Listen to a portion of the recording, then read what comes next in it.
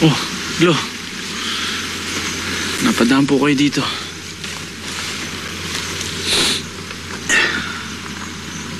Hindi ka umuwi kagabi. Sinabi sa akin ni George na dito ka matatagpuan. Gusto ko lang mag-isa ngayon, Lo. Naguguluhan pa rin ako eh. Ano bang gumugulo sa'yo? Sabihin mo sa akin at baka sakaling babawasan natin ang nararamdaman mo. Si Leilani pa rin, Lo. Iniwan niya ako nang hindi man lang niya pinakinggan ang paliwanag ko. Lalo na ngayon na alam ko na yung totoo. Alam ko na wala siyang karapatang magalit sa akin. Tsaka pa siya umalis. Alam niya, Lo, ngayon gusto ko siyang hanapin. Gusto ko siyang puntahan. Gusto ko magpaliwanag sa kanya. Gusto ko malaman niya yung totoo. Suntok lang sa buwan kung hahanapin mo siya. Mag-aaksaya ka lang ng panahon. Simulan mo na ang lumimot. Yun lang ang magagawa ng katulad natin. Ang lumimot at magpatuloy. Kaya kaya yun, Lo. Ibaon mo ang sarili mo sa trabaho.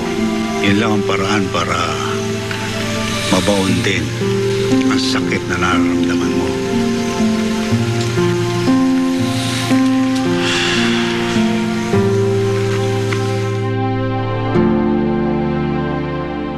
Bakit bigla-bigla ang lipat ninyo, oh? Di sana nakapagpalinis man lamang kami ng bahay, oh. Ako. Okay na po to, tita. Itong...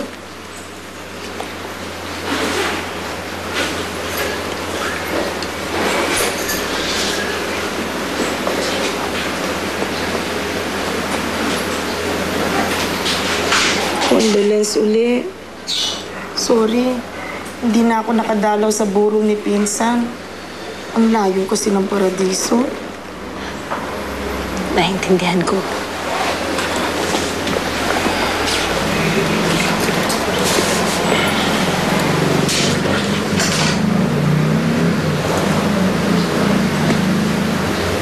Nahuli na ba yung pumatay ka dito? Hindi pa. Basta instant balitaan mo pag nahanap na. Babanatan namin ni Kiefer yun. Saka ang alam ko may baril si Titos, di ba? Nasaan na ba yun? Yung kasing gagamitin namin eh. Naku, Kiefer! Huwag kang makikinig dyan kay Hans, ha? Sira ulo niyan.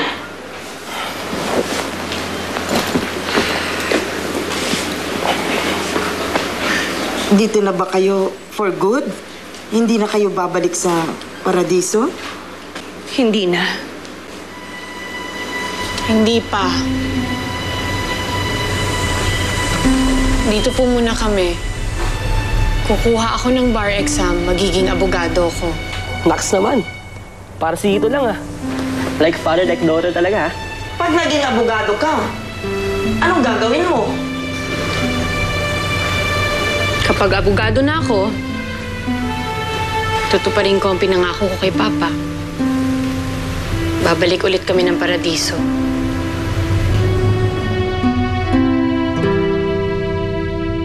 Mas palalakihin pa natin ang Rancho Paradiso? Magdadagdag tayo ng mga baka. Papa-import tayo mula sa Australia. Papalahin natin yon para maging maganda ang quality ng karne natin. At hindi lang yan, papasok na rin tayo sa meat processing. At meron pa akong balak na magpatayo ng factory sa Maynila. Kaya ikaw, Louie, naasahan ko na mag-ayos lahat ng mga detalye na kailangan nating gamitin sa mga pangangailangan. Sige. Louie, kanina pa kita kinakausap, hindi mo ako pinapansin. Kausap na naman siguro ang girlfriend niya. Girlfriend? Nakilala ko sa Manila. Kailan naman namin makikilala yung girlfriend mo? Malapit na ma. Anong girlfriend? Meron tayong negosyo na dapat asikasuhin. Aksaya sa oras yung mga girlfriend na yan. Lalo na sa'yo, Louie. Ikaw ay naasahan ko na maghanap ng mga suppliers para sa equipments para sa factory na ipatatayo ko. At ikaw naman, Mara, ang magiging in charge sa operations ng rancho. Ngayon pa lang maghanap ka na ng mga tao na pwede mong i-train para sa expansion na mangyayari. Sige po, ma. Meron na po ako naisip kung sino pwede. That's good. Uy, Martin, kami na dito. Sige na. Hindi, kaya ko to.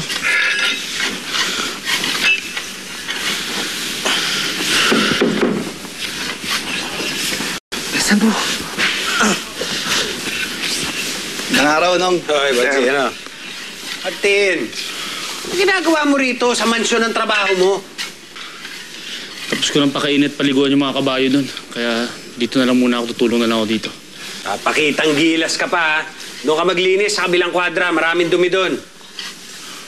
Anong problema?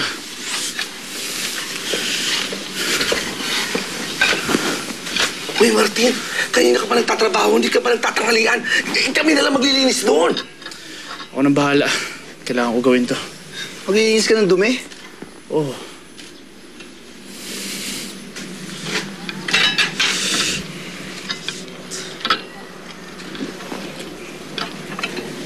Kawawa naman ng lolo mo.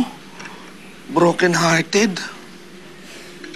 Siguro tama rin naghiwalay sila ba maaga pa. Kung nagtagal pa yun, baka masasaktan lang to si Martin. Bakit parang natuwa ka pa? Hindi naman sa ganon. Ang akin lang, hindi sila bagay ni Lailani. Si Lailani, nakapag-aral, kolehiyala.